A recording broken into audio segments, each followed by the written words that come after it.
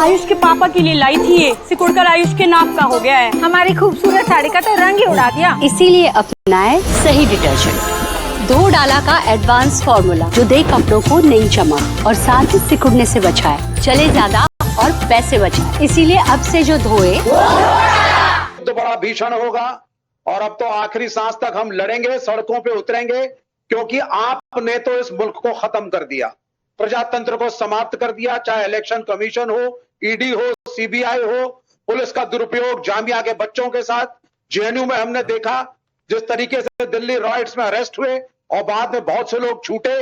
ये सब यातनाएं जो हम देख रहे हैं ये हमें दिख रही हैं। आपने सारा का सारा कोर्स करिकुलम बदल दिया, इतिहास बदल दिया, नया भारत नया इतिहास, ट्रंप के चरणों में पहुंच गए आप, नरेंद्र सरेंडर हो गया। ये जो कुछ देश में हो रहा है देश समाप्ति की ओर है, और अगर इससे देश को बचाना है तो यहां हर्षवर्धन त्रिपाठी की तरह बैठ करके बटरिंग करने से सरकार की बात नहीं होगी। हम तो अपील करेंगे ऐसे अच्छे जर्नलिस्ट को भी कि सड़क पे उतरे और आवाज उठाएं। आपने मिसेस गांधी की इमरजेंसी के बारे में बोला, आज की इमरजेंसी के बारे में बोलिए आप।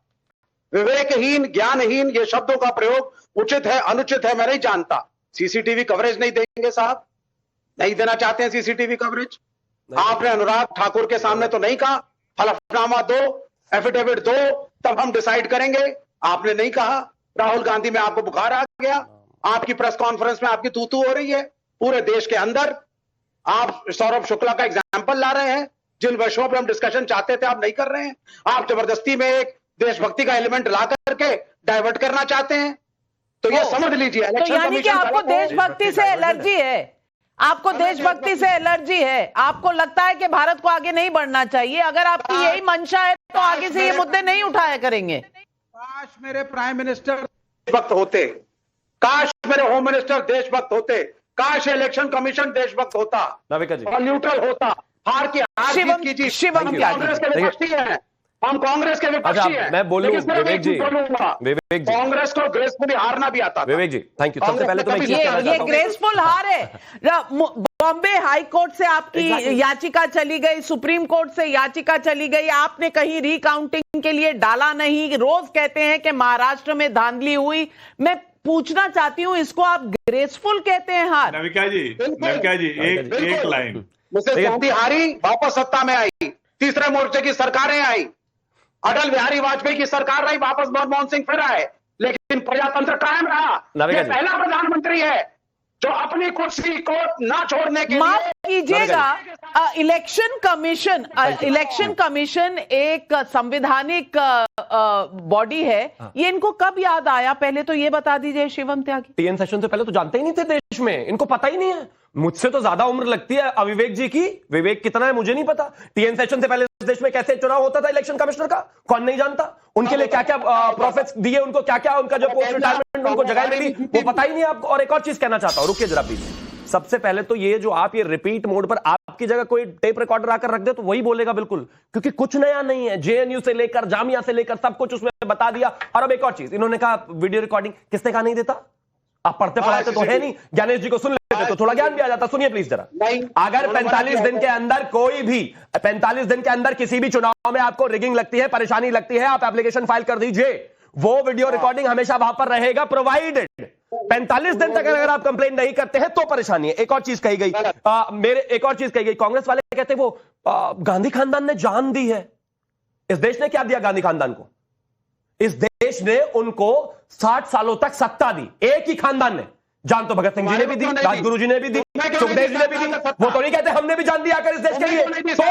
तो इस देश ने आपको इतने लंबे समय तक सत्ता दी, अब विपक्ष में पड़े हैं तो लड़ना सीखिए। हर चीज को डिस्क्रेडिट करने से कुछ नहीं होगा। प्लीज बीच में नहीं। और अब आप शेर वेर बड़ा सुना रहे थे तो मैं भी सुना देता हूं कि तू इधर उधर की न बात करिए, बता के काफिला क्यों लुटा, और मुझे रह जनों से गिला नहीं, तेरी रहबरी का सवाल है। प्रॉब्लम कन्विक्शन का है।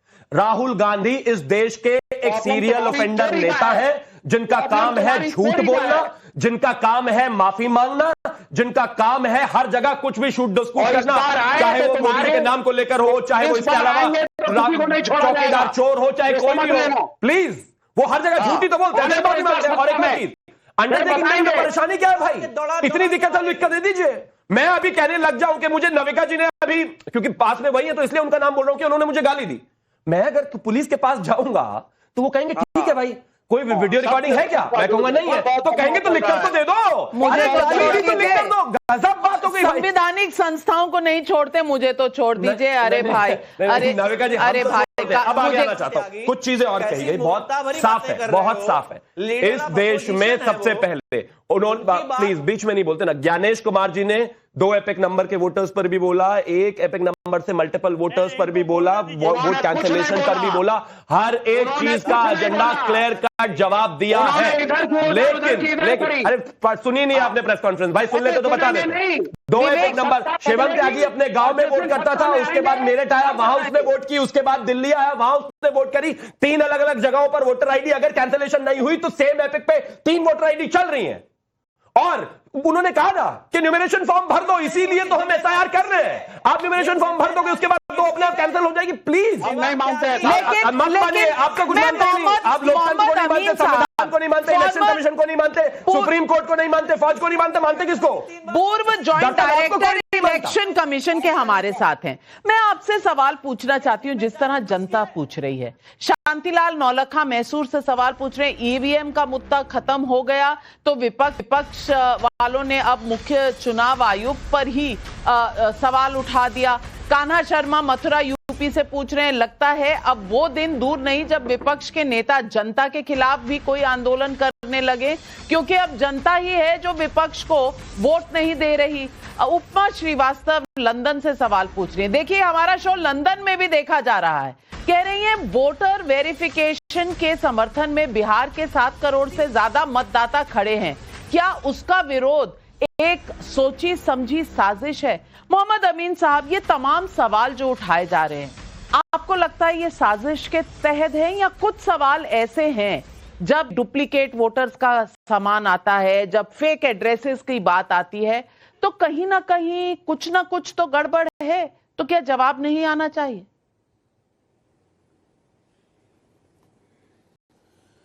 नाविका जी, आपकी बात बिल्कुल सही है। मैं तो एक शेर से बात करना चाहूंगा कि मैंने माना चांद क्या चांद से ज्यादा हसीन है आप, और हम न चाहें, यानी जनता कहती है अगर हम न चाहें तो कुछ नहीं है आप। अगर आपको जनता ही नहीं चाहती, जनता ही वोट नहीं देती, तो उसमें इलेक्शन कमीशन को क्यों बदनाम करना? इलेक्शन कमीशन को बदनाम करना, इससे पहले ईवीएम को बदनाम करना, फिर वीवीपैट लगा दीजिए, हर तरीके से तो एक लास्ट बचा जिसको कहा गया कि यही राहुल गांधी ने ही एसआईआर के लिए बाध्य किया है इलेक्शन कमीशन को कि ये हमेशा इलेक्शन कमीशन सीखता है पिछले इलेक्शन से आगे क्या करना है। उन्होंने ये कहा महाराष्ट्र के लिए, दिल्ली के लिए, हरियाणा के लिए कि यहाँ पे बीजेपी के लाखों वोट जो है इलेक्शन कमीशन के बीएलओज ने डाल दिए हैं वोटर लिस्ट में, और बहुत से उनके जो अपोजिशन के लीडर थे या कांग्रेस के जो वोट थे वो सारे डिलीट कर दिए गए हैं, सिर्फ इसलिए कि वो बीजेपी जीत जाए। आप बताइए कि ये लोग सब जब जाते हैं तो जब इलेक्शन कमीशन कोई भी पिटीशन होता है तो कोर्ट जाते हैं। अब ये लोग हाई कोर्ट भी गए, उसके बाद आप देखिए आज आप बता रही हैं कि सुप्रीम कोर्ट का भी डिसीजन आ गया। तो अब ये क्या चाहते क्या हैं इलेक्शन कमिशन से? इलेक्शन कमीशन एक ऐसी ये चाहते हैं आजादी, इलेक्शन कमीशन से आजादी चाहते हैं। अब यही चाहते हैं इनकी। क्यों नवल किशोर जी आप मुस्कुरा क्यों रहे हैं? इलेक्शन कमीशन से आजादी चाहते हैं ताकि जो हो आपके हिसाब से हो और वापस से वही बूथ चोरी जो है शुरू हो जाए। क्या चाहते क्या है? जैसे चारा चोरी हो गया था। नहीं, हम लोग चाहते हैं कि जो संवैधानिक पद पे बने हैं या जिनको मौका मिला है वो अहंकारी नहीं बने, वो तानाशाही नहीं बने, वो राजनीतिक दल जो कि चुनाव में इक्वल स्टेक होल्डर है चुनाव आयोग के साथ, उसके साथ ये ख्याल पहले नहीं आया कभी। नवीन चावला के समय नहीं आया, मनोहर सिंह गिल के समय नहीं आया। ये सवाल सिर्फ आज क्यों आ रहा है? अपने समय में क्यों नहीं आया? आप भी भारतीय जनता पार्टी का अनुकरण कर रही है। नहीं, मैं सवाल पूछ रही हूँ। अगर मैं कोई सवाल पूछूं तो मैं भारतीय जनता पार्टी हो गई। इसी तरह आप जब सवाल पूछ रहे हैं तो इलेक्शन कमीशन नाराज हो जाता है, आप मेरे सवाल से नाराज हो जाते हैं। नाविका जी, मैं तो जवाब दे रहा हूँ। नाविका जी, मैं तो जवाब दे रहा हूँ, सुनिएगा तब तो। अगर भारतीय जनता पार्टी पूरी तरह से इस देश को गुमराह करे तो आप कहिएगा कि जवाहरलाल नेहरू से जवाब पूछें, इंदिरा गांधी से जवाब लें, जो अभी सरकार क्यों वो इस है, देश के सरकार में प्रधानमंत्री है तो और किससे वो लोग जवाब अगर लूं? तानाशाही कर रहे हैं तो हम इंदिरा गांधी के समय में जाएं। हाँ बिल्कुल। क्योंकि उस चलिए समय हुआ था, मोहम्मद इसलिए अभी अमीन होगा। साहब, क्या देखिए, इलेक्शन जो लोग कमीशन भी- जो है तानाशाही कर रहा है? जवाब दे दीजिए नवल जी को।